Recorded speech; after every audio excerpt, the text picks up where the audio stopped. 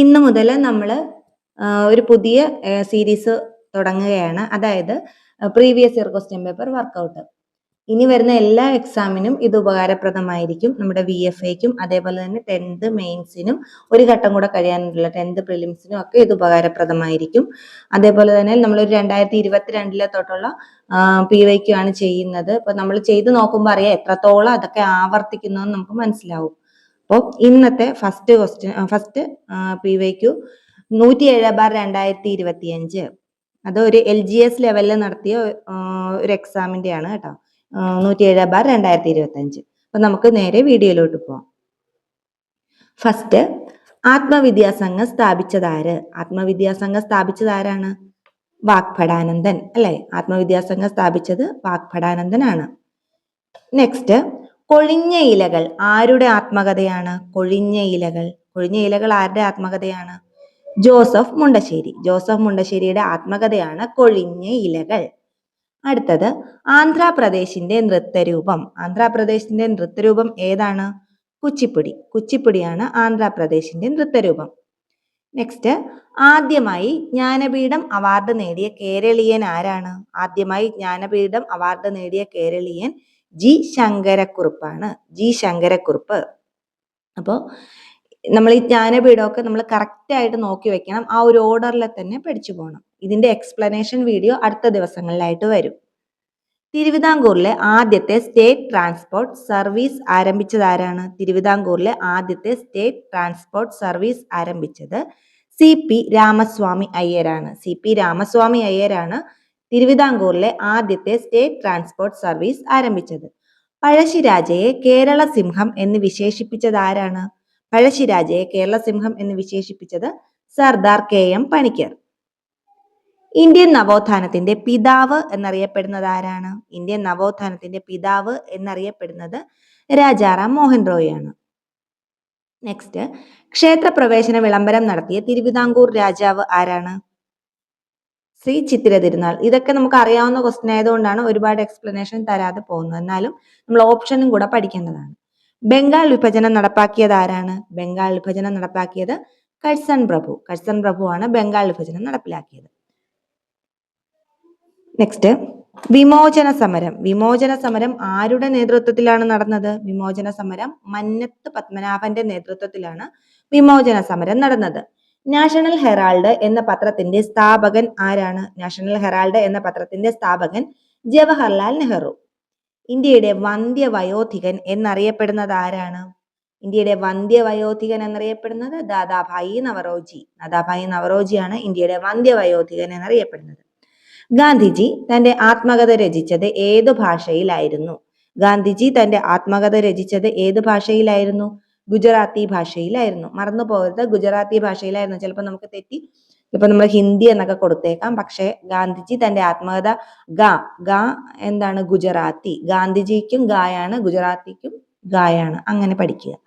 ഗാന്ധിജിയെ രാഷ്ട്രപിതാവ് എന്ന് ആദ്യമായി അഭിസംബോധന ചെയ്തത് ആരാണ്? ഗാന്ധിജിയെ രാഷ്ട്രപിതാവ് എന്ന് ആദ്യമായി അഭിസംബോധന ചെയ്തത് സുഭാഷ് ചന്ദ്രബോസ് ആണ്. സുഭാഷ് ചന്ദ്രബോസ് ആണ് രാഷ്ട്രപിതാവ് എന്ന് അഭിസംബോധന ചെയ്തത് കേട്ടോ, സുഭാഷ് ചന്ദ്രബോസ്.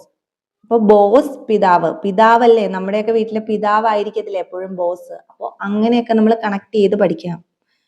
കഥകളിയിൽ സ്ത്രീകളെയും മുനിമാരെയും പ്രതിനിധീകരിക്കുന്ന വേഷം ഏതാണ്? കഥകളിയിൽ സ്ത്രീകളെയും മുനിമാരെയും പ്രതിനിധീകരിക്കുന്ന വേഷമാണ് മിനുക്ക്. മിനുക്കാണ് കേട്ടോ, മിനുക്ക്. 1950 മുതൽ ഭരണഘടനയിലെ സ്വത്തവകാശത്തെ പരിമിതപ്പെടുത്തുവാൻ നിരവധി നിയമങ്ങൾ ഉണ്ടാക്കിയിട്ടുണ്ട്. 1978 എത്രാമത്തെ ഭരണഘടനാ ഭേദഗതിയിലൂടെയാണ് സ്വത്തവകാശത്തെ മൗലിക അവകാശങ്ങളിൽ നിന്ന് നീക്കം ചെയ്തത്? സ്വത്തവകാശത്തെ മൗലികാവകാശങ്ങളിൽ നീക്കം ചെയ്തത് എത്രാമത്തെ ഭരണഘടനാ ഭേദഗതിയിലൂടെയാണ്? ഇത് സ്ഥിരം ചോദിക്കുന്നതാണ്. 44 മറക്കരുത്. 44ാമത്തെ ഭരണഘടനാ ഭേദഗതിയിലൂടെയാണ് സ്വത്തവകാശത്തെ മൗലിക അവകാശങ്ങളിൽ നിന്ന് നീക്കം ചെയ്തത്. അതില് മൗലിക അവകാശങ്ങളിലും ഒരു ഇല്ലുണ്ട്, 44ലും ഒരു ഇല്ലുണ്ട്. അങ്ങനെ കണക്ട് ചെയ്ത് പഠിക്കുക. ഭരണഘടനയുടെ നിർദ്ദേശക തത്വങ്ങളെ ലക്ഷ്യങ്ങൾ, നയങ്ങൾ, ന്യായവാദാർഹമല്ലാത്ത അവകാശങ്ങൾ എന്നിങ്ങനെ തരംതിരിക്കാം. താഴെ പറയുന്നവയിൽ നയങ്ങളിൽ ഉൾപ്പെടുന്നത് ഏതാണ്? നയങ്ങളിൽ ഉൾപ്പെടുന്നത് ഏകീകൃത സിവിൽ കോഡാണ്. ഏകീകൃത സിവിൽ കോഡാണ് ന്യായവാദാർഹമല്ലാത്ത അവകാശങ്ങൾ, ലക്ഷ്യങ്ങൾ, നയങ്ങൾ എന്നിവയിൽ ഉൾപ്പെടുന്നത്. അടുത്തത്, താഴെ പറയുന്നവയിൽ ഭരണഘടനയിലെ മൗലിക കർത്തവ്യങ്ങളിൽ ഉൾപ്പെടാത്തത് ഏതാണെന്നാണ്. ഉൾപ്പെടാത്തതാണ് ചോദിച്ചിരിക്കുന്നത്. ശ്രദ്ധിക്കുക. ഇതില് പരിസ്ഥിതി സംരക്ഷിക്കുകയും അഭിവൃദ്ധിപ്പെടുത്തുകയും ചെയ്യുവാനും രാഷ്ട്രത്തിലെ വനങ്ങളെയും വന്യജീവികളെയും പരിരക്ഷിക്കാനും രാഷ്ട്രം യത്നിക്കേണ്ടതാണ്. ഇതാണ് ഉൾപ്പെടാത്തത്. അപ്പൊ നമുക്ക് ഉൾപ്പെടുന്നത് ഒന്ന് നോക്കാം. ഉൾപ്പെടുന്നത് ഏതാണ്? ശാസ്ത്രീയമായ കാഴ്ചപ്പാടും മാനവികതയും അന്വേഷണത്തിനും പരിഷ്കരണത്തിനും ഉള്ള മനോഭാവം വികസിപ്പിക്കുക. 6-നും 14-നും ഇടയ്ക്ക് പ്രായമുള്ള തന്റെ കുട്ടിക്കോ ബാലകനോ അതത് സംഗതി പോലെ മാതാപിതാക്കളോ രക്ഷകർത്താവോ വിദ്യാഭ്യാസത്തിനുള്ള അവകാശങ്ങൾ ഏർപ്പെടുത്തുക. അതൊക്കെ അതായത് വിദ്യാഭ്യാസ അവകാശം അത്രേ ഉള്ളൂ. പൊതുസ്വത്ത് സംരക്ഷിക്കുക, അതും അവകാശങ്ങളിൽ ഉൾപ്പെടുന്നതാണ്. എന്നാൽ വനങ്ങളെയും വന്യജീവികളെയും പരിരക്ഷിക്കാൻ രാഷ്ട്രം യത്നിക്കേണ്ടത് അത് നമ്മുടെ മൗലിക കർത്തവ്യങ്ങളിൽ ഉൾപ്പെടാത്തതാണ്. അതൊക്കെ നമുക്ക് വായിച്ചു നോക്കുമ്പോൾ തന്നെ മനസ്സിലാവും. അടുത്തത്, ഇന്ത്യൻ ഭരണഘടനയെ ഹൃദയവും ആത്മാവും എന്ന് ഡോക്ടർ BR അംബേദ്കർ വിശേഷിപ്പിച്ചത് ഭരണഘടനയുടെ ഏത് അവകാശത്തെയാണ്? ഏത് അവകാശത്തെയാണ്? ഭരണഘടനാപരമായ പരിഹാരങ്ങൾക്കുള്ള അവകാശം. അതായത് നമുക്ക് ഭരണഘടനാ പരിഹാരം, എന്ത് പരിഹാരം, നമുക്ക് പരിഹാരത്തിന് അവകാശമുണ്ട്. അതാണ് നമ്മുടെ ഹൃദയവും ആത്മാവും എന്നാണ് BR അംബേദ്കർ വിശേഷിപ്പിച്ചത്. അതൊന്നും പറയേണ്ട കാര്യമില്ല, ഇതൊക്കെ ആവർത്തിച്ച ക്വസ്റ്റ്യൻസ് തന്നെയാണ്. ഭരണഘടനയിലെ അനുച്ഛേദം 21A ഉറപ്പുവരുത്തുന്നത് എന്താണെന്നാണ്.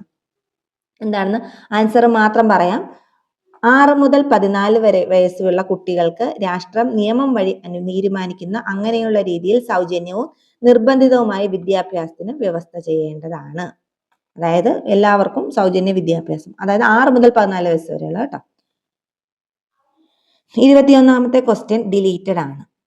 22ാമത്തത്, നാളെ നമ്മൾ ബ്രിട്ടീഷ് അധിനിവേശത്തിന്റെ അടിമത്തത്തിൽ നിന്നും മോചിതരാകും. പക്ഷേ ഈ അർദ്ധരാത്രിയിൽ ഇന്ത്യ വിഭജിക്കപ്പെടും. അതുകൊണ്ട് നാളത്തെ ദിവസം ആഹ്ലാദത്തിന്റെ എന്നതുപോലെ കഠിനമായ ദുഃഖത്തിൻ്റെതുമാണ്. ഈ പ്രസ്താവന ആരുടെയാണെന്നാണ്? ആരുടെയാണ്? മഹാത്മാഗാന്ധിയുടെയാണ് കേട്ടോ. മഹാത്മാഗാന്ധിയുടെയാണ്. അതായത് നാളെ നമ്മൾ ബ്രിട്ടീഷ് അധിനിവേശത്തിന്റെ അടിമത്തത്തിൽ നിന്നും മോചിതരാകും. അതായത് പക്ഷേ ഈ അർദ്ധരാത്രിയിൽ ഇന്ത്യ വിഭജിക്കപ്പെടും.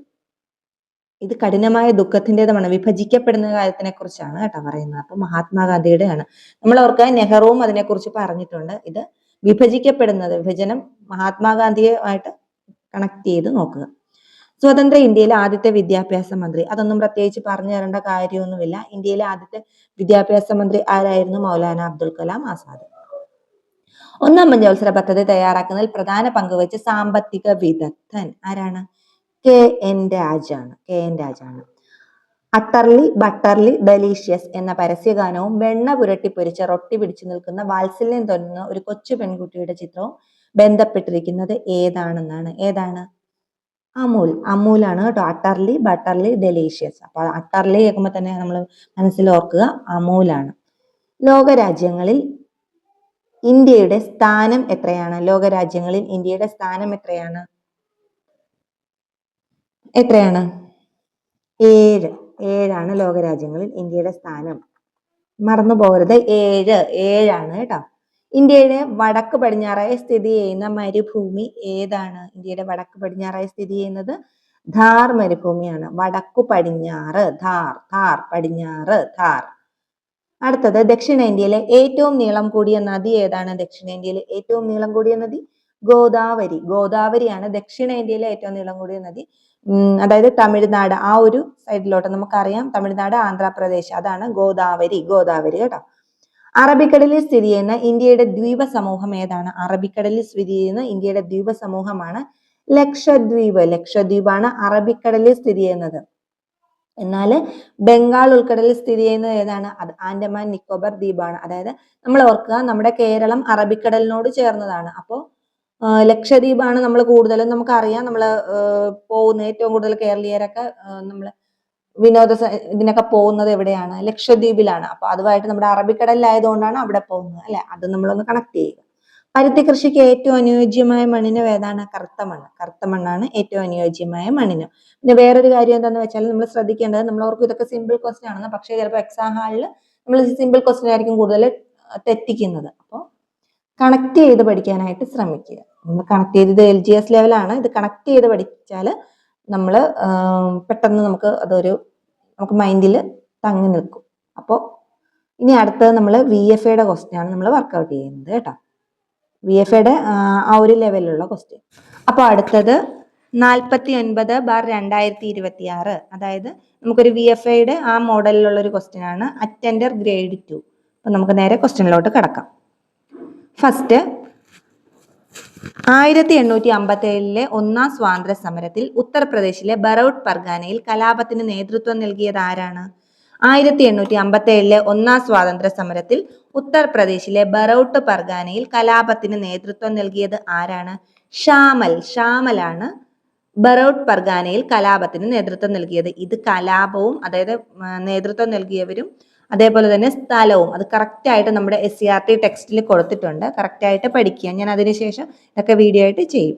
പിൻ തീയതി വെച്ച ചെക്ക് എന്ന് ഗാന്ധിജി വിശേഷിപ്പിച്ചത് എന്തിനെയാണ്? പിൻ തീയതി വെച്ച ചെക്ക് എന്ന് ഗാന്ധിജി വിശേഷിപ്പിച്ചത് എന്തിനെയാണ്? ക്രിപ്സ് മിഷനെയാണ് പിൻ തീയതി വെച്ച ചെക്ക് എന്ന് ഗാന്ധിജി വിശേഷിപ്പിച്ചത്. Cripps mission. മലയാളത്തിൽ അച്ചടിച്ച ആദ്യ ഗ്രന്ഥം ഏതാണ്? മലയാളത്തിൽ അച്ചടിച്ച ആദ്യ ഗ്രന്ഥം സംക്ഷേപ വേദാർത്ഥമാണ്. എന്നാൽ മലയാള ലിപി വന്നത് ഏതാണെന്ന് നമുക്കറിയാലോ, ഹോർത്തൂസ് മലബാറിക്സ്, അതാണ്. അടുത്തത്, നിസ്സഹകരണ പ്രസ്ഥാനം നിർത്തിവെക്കാൻ ഗാന്ധിജിയെ പ്രേരിപ്പിച്ച സംഭവം ഏതാണ്? നിസ്സഹകരണ പ്രസ്ഥാനം നിർത്തിവെക്കാൻ ഗാന്ധിജിയെ പ്രേരിപ്പിച്ച സംഭവം ചൗരി ചൗരാ സംഭവമാണ്. അടുത്തത്, 1897 അമരാവതിയിൽ വെച്ച് നടന്ന കോൺഗ്രസ് സമ്മേളനത്തിന്റെ അധ്യക്ഷൻ ആരായിരുന്നു?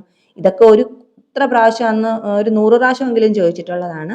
അമരാവതിയിൽ വെച്ച് നടന്ന കോൺഗ്രസ് സമ്മേളനത്തിന്റെ അധ്യക്ഷൻ ആരാണ്? അതെ, സർ സി ശങ്കരൻ നായരാണ്. ആറാമത്തത്, 2025 മികച്ച ഫുട്ബോൾ താരത്തിനുള്ള ഫിഫ ദ ബെസ്റ്റ് പുരസ്കാരം നേടിയ കളിക്കാരൻ ആരാണ്? ഉസ്മാൻ ഡെംബലെയാണ് കേട്ടോ, ഉസ്മാൻ ഡെംബലെ. അതൊന്നും ഇനി അത്ര ഇമ്പോർട്ടന്റ് ആയിരിക്കത്തില്ല. താഴെ പറയുന്നവയിൽ ശരിയായത് തിരഞ്ഞെടുക്കുക. ന്യൂനമർദ്ദ മേഖലയിൽ നിന്ന് നമുക്ക് ആൻസർ മാത്രം പറയാം. ഓപ്ഷൻ സി ആണ്, 2ഉം 3ഉം ആണ്. 2ഉം 3ഉം ഇതൊക്കെ നമ്മൾ ആൻസർ മാത്രം പറഞ്ഞാൽ മതി. അതായത് ശരിയായത് ഉപോഷ്ണ മേഖല, ഉച്ചമർദ്ദ മേഖല 30 ഡിഗ്രി വടക്ക് 30 ഡിഗ്രി തെക്ക് സ്ഥിതി ചെയ്യുന്നു. ഉപദ്രവീയ ന്യൂനമർദ്ദ മേഖല 60 ഡിഗ്രി വടക്ക് 60 ഡിഗ്രി തെക്ക് സ്ഥിതി ചെയ്യുന്നു. നെക്സ്റ്റ്, താഴെ കൊടുത്തിരിക്കുന്നവയിൽ നദികളുടെ ശരിയായ പോഷക നദികൾ ഏതെല്ലാമാണെന്നാണ് ചോദിച്ചിരിക്കുന്നത്. അത് ഓപ്ഷൻ ബി ആണ്, 1ഉം 3ഉം ആണ്. അത് നമുക്ക് ആൻസർ പറയാം. ഒന്നാമത്തത് ശരിയായ പോഷക നദികൾ ചമ്പലിന്റെ ബനാസ് ആണ്. അതേപോലെ ഗോദാവരിയുടേത് കൊയ്നയാണ്. അത് രണ്ടുമാണ് ശരി കേട്ടോ. അടുത്തത്, 1 സെക്കൻഡ് സമയത്തിൽ ഒരു നിശ്ചിത സ്ഥാനം കടന്നു പോകുന്ന തിരമാലകളുടെ എണ്ണത്തിനെ പറയുന്നത് എന്താണ്? തിര ആവൃത്തി. 1 സെക്കൻഡ് സമയത്തിൽ ഒരു നിശ്ചിത സ്ഥാനം കടന്നു പോകുന്ന തിരമാലകളുടെ എണ്ണം തിര ആവൃത്തി, സ്ഥാനം കടന്നു പോകുന്നത്. താഴെ പറയുന്നവയിൽ ഉപദ്വീപീയ പീഠഭൂമിയുമായി ബന്ധപ്പെട്ട ശരിയായ പ്രസ്താവനകൾ ഏതെല്ലാം എന്നാണെന്നാണ്. ശരിയായ പ്രസ്താവനകൾ മാത്രം നമുക്ക് പറയാം. 10ാമത്തത് എ ആണ്, 1ഉം 2ഉം ശരിയാണ്. അപ്പൊ പ്രസ്താവനകൾ നമുക്ക് പറയാം. ഉപദ്വീപീയ പീഠഭൂമിയുടെ ചരിവ് പടിഞ്ഞാറ് നിന്നും കിഴക്കോട്ട് കുറഞ്ഞു വരുന്നു. ഉപദ്വീപീയ പീഠഭൂമിയുടെ ചരിവ് പടിഞ്ഞാറ് നിന്നും കിഴക്കോട്ടയാവുമ്പോൾ കുറഞ്ഞു വരുന്നു എന്ന് നമ്മൾ ചിന്തിക്കുക. പിന്നെന്താണ്? ഉപദ്വീപീയ പീഠഭൂമിയുടെ വടക്കു കിഴക്കൻ തുടർച്ചയാണ് ഷില്ലോങ് പീഠഭൂമി. ഇതൊക്കെ പീഠഭൂമിയുമായിട്ട് റിലേറ്റ് ചെയ്ത് പഠിച്ചാലേ നമുക്ക് കിട്ടത്തുള്ളൂ. ഇത് മാത്രമേ ഞാൻ പറയുന്നുള്ളൂ. എക്സ്പ്ലനേഷൻ വരും വീഡിയോയിൽ ഉണ്ടാവും. അടുത്തത്, താഴെ പറയുന്നവയിൽ ശരിയായ പ്രസ്താവനകൾ ഏതാണ്? താഴെ പറയുന്നവയിൽ ശരിയായ പ്രസ്താവനകൾ ഓപ്ഷൻ സി ആണ്, 2ഉം 3ഉം ആണ്. അതായത് വയനാട് ജില്ലയിൽ 3 താലൂക്കുകളുണ്ട്. 700 മുതൽ 2100 മീറ്റർ വരെയാണ് വയനാട് പീഠഭൂമിയുടെ ഉയരം. അപ്പൊ പീഠഭൂമിയുടെ ഉയരം നമ്മളൊന്ന് പഠിച്ചു വെക്കുക. നെക്സ്റ്റ്, 2050 കേരളത്തെ കാർബൺ ന്യൂട്രൽ സംസ്ഥാനമാക്കാനുള്ള പദ്ധതിയായ അങ്കൻ ജ്യോതി പദ്ധതി പൈലറ്റ് അടിസ്ഥാനത്തിൽ നടപ്പിലാക്കിയ ഒരു നിയോജക മണ്ഡലം. അപ്പൊ നമുക്ക് ഒരു കാര്യം ശ്രദ്ധിക്കാം, കാർബൺ ന്യൂട്രൽ സംസ്ഥാനമാക്കാനുള്ള പദ്ധതി ഏതാണെന്ന് നമ്മളത് പഠിക്കാം. അങ്കൻ ജ്യോതി പദ്ധതിയാണ്. അത് നടപ്പിലാക്കിയ ഒരു നിയോജക മണ്ഡലമാണ് പറയുന്നത്. 12ാമത്തെ എ ആണ്, ചിറ്റൂര്, പാലക്കാട് ചിറ്റൂരാണ്. അടുത്തത്, മിശ്ര സമ്പദ് വ്യവസ്ഥ എന്നതുകൊണ്ട് ഉദ്ദേശിക്കുന്നത് എന്താണ്? പൊതുമേഖലയും സ്വകാര്യ മേഖലയും നമുക്കറിയാം അല്ലെ. പൊതുമേഖലയും സ്വകാര്യ മേഖലയും കൂടി ചേർന്നതാണ് മിശ്ര സമ്പദ് വ്യവസ്ഥ എന്ന് പറയുന്നത്. ബി ആണ്. അടുത്തത്, താഴെ തന്നിരിക്കുന്നവയിൽ ഹരിത വിപ്ലവത്തിന്റെ ഘടകങ്ങൾ ഏതൊക്കെയാണ്? ഹരിത വിപ്ലവത്തിന്റെ ഘടകങ്ങൾ ഇതെല്ലാമാണ്. അത്യുൽപാദന ശേഷിയുള്ള വിത്തുകൾ, ജലസേചനം, രാസവള പ്രയോഗം. ഇത് മൂന്നും നമുക്ക് ഹരിത വിപ്ലവത്തിന്റെ ഘടകങ്ങൾ തന്നെയാണ്. നമുക്കറിയാം ഗോതമ്പിന്റെ ഉൽപാദനമാണ് അതിൽ കൂടുതൽ വന്നിരിക്കുന്നത്. ഇതിന്റെ കൂട്ടത്തിൽ അതും കൂടെ നമ്മളൊന്ന് കണക്ട് ചെയ്ത് പഠിക്കുക. വിത്തുകൾ, ജലസേചനം, രാസവളവും നമ്മൾ ഉപയോഗിച്ചിട്ടുണ്ട്. അതൊരു പോരായ്മ തന്നെയാണ്. ഇതെല്ലാമാണ്. അടുത്തത്, ഇന്ത്യൻ ഭരണഘടനയിൽ പഞ്ചവത്സര പദ്ധതികൾ എന്ന സങ്കല്പം ഏത് രാജ്യത്ത് നിന്ന് കടമെടുത്തിരിക്കുന്നു? ഏത് രാജ്യത്ത് നിന്നാണ്? 15 റഷ്യയിൽ നിന്ന് കടമെടുത്തിരിക്കുന്നതാണ്. അടുത്തത്, ഇന്ത്യൻ ജനസംഖ്യയുടെ 70% ആളുകളും ഏർപ്പെട്ടിരിക്കുന്ന മേഖല ഏതാണ്? ഇന്ത്യൻ ജനസംഖ്യയുടെ 70% ആൾക്കാരും ഏർപ്പെട്ടിരിക്കുന്ന മേഖല പ്രാഥമിക മേഖല, അതായത് കൃഷി അല്ലെ. നെക്സ്റ്റ്, താഴെ പറയുന്നതിൽ സാമ്പത്തിക വികസനത്തിന്റെ അളവുകോൽ എന്താണ്? സാമ്പത്തിക വികസനത്തിന്റെ അളവുകോൽ എന്ന് പറയുന്നത് പ്രതിശീർഷ വരുമാനമാണ് സാമ്പത്തിക വികസനത്തിന്റെ അളവുകോൽ. 18ാമത്തത്, താഴെ പറയുന്നവയിൽ കേന്ദ്ര ഗവൺമെന്റ് കളക്ട് ചെയ്യാത്ത നികുതി ഏതാണ്? കേന്ദ്ര ഗവൺമെന്റ് കളക്ട് ചെയ്യാത്ത നികുതി തൊഴിൽ നികുതിയാണ്. കേന്ദ്ര ഗവൺമെന്റ് കളക്ട് ചെയ്യുന്നില്ല. ചോദനം അതിന്റെ പ്രധാനത്തെ ഉണ്ടാക്കുന്നു എന്ന് പറഞ്ഞത് ആരാണ്? ജെബിസെ. ഈ ഇതൊക്കെ ഇല്ലേ നമ്മുടെ SCERT 8ാം ക്ലാസ്സിലെ സോഷ്യലിന്റെ ടെക്സ്റ്റിലുണ്ട്. ചോദന അതിന്റെ പ്രധാനത്തെ ഉണ്ടാക്കുന്നത് ജെബിസെ. പിന്നെ അമർത്യ സെന്നിനെ കുറിച്ച്, ആഡം സ്മിത്തിനെ കുറിച്ചുണ്ട്, JM കെയ്ൻസ് ഉണ്ട്, JS മില്ല്, ഇവരൊക്കെ കുറിച്ച് കറക്റ്റ് ആയിട്ട് നമ്മുടെ SCERTയിലെ ടെക്സ്റ്റിൽ കൊടുത്തിട്ടുണ്ട്. കാലക്രമത്തിൽ എഴുതുക. അതായത് ഇന്ത്യയിലെ രാഷ്ട്രപതിമാർ നമ്മൾ 10th കഴിഞ്ഞ പ്രാവശ്യത്തെ 10th പ്രിലിംസിനും നമുക്ക് പഴയ മന്ത്രിസഭയെ കുറിച്ച് ചോദിച്ചായിരുന്നു അല്ലെ, കേന്ദ്ര മന്ത്രിസഭയെ കുറിച്ച്. അപ്പോൾ ഇത് രാഷ്ട്രപതിനെ കുറിച്ചാണ് ചോദിച്ചിരിക്കുന്നത്. അപ്പോൾ നമ്മൾ അതെല്ലാം ഒന്ന് കറക്റ്റ് ആയിട്ട് നോക്കി വെക്കാനായിട്ട് ശ്രമിക്കുക. അത് കാലക്രമത്തിൽ എഴുതാനായിട്ടാണ്. 20ാമത്തെ ബി ആണ് ആൻസർ. അതായത് CBAD. സി ആദ്യം ആരാണ്? നമുക്കറിയാം രാജേന്ദ്ര പ്രസാദ്. അത് കിട്ടിയ ബാക്കി ഓപ്ഷൻ നമ്മൾ വെട്ടിക്കളയാനായിട്ട് ശ്രമിക്കുക. ഇതിൽ നമ്മൾ സി വെട്ടുക. അപ്പൊ അടുത്തത് എന്താണ്? ബി രാധാകൃഷ്ണൻ. രാധാകൃഷ്ണനാണ്. അടുത്തത് ഏതാണ്? സക്കീർ ഹുസൈൻ.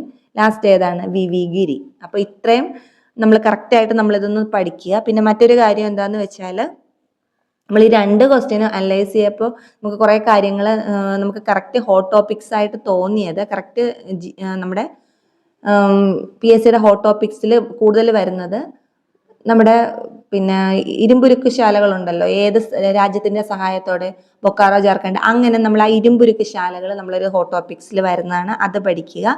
പിന്നെ മറ്റൊരു കാര്യം എന്താണെന്ന് വെച്ചാൽ നമ്മുടെ കേന്ദ്ര മന്ത്രിസഭ, അത് കറക്റ്റായിട്ട് നമ്മൾ നോക്കുക. പിന്നെ വേറൊരു കാര്യം എന്ന് വെച്ചാൽ കേരള നവോത്ഥാനത്തിൽ നിന്ന് ചട്ടമ്പി സ്വാമികൾ, അയ്യങ്കാളി, ചട്ടമ്പി സ്വാമികളിലേക്ക് നമ്മൾ കുറച്ച് കൂടുതലായിട്ട് പഠിക്കാനായിട്ട് ശ്രമിക്കുക. പിന്നെ എക്കണോമിക്സും കുറച്ച് നമ്മൾ ഈ VFA ഒക്കെ പഠിക്കുമ്പോൾ എക്കണോമിക്സ് കൂടെ കുറച്ച് കൂടുതൽ പഠിക്കുക. പിന്നെ നദികളും പോഷക നദികളും കറക്റ്റായിട്ട് നമ്മൾ പഠിക്കുക.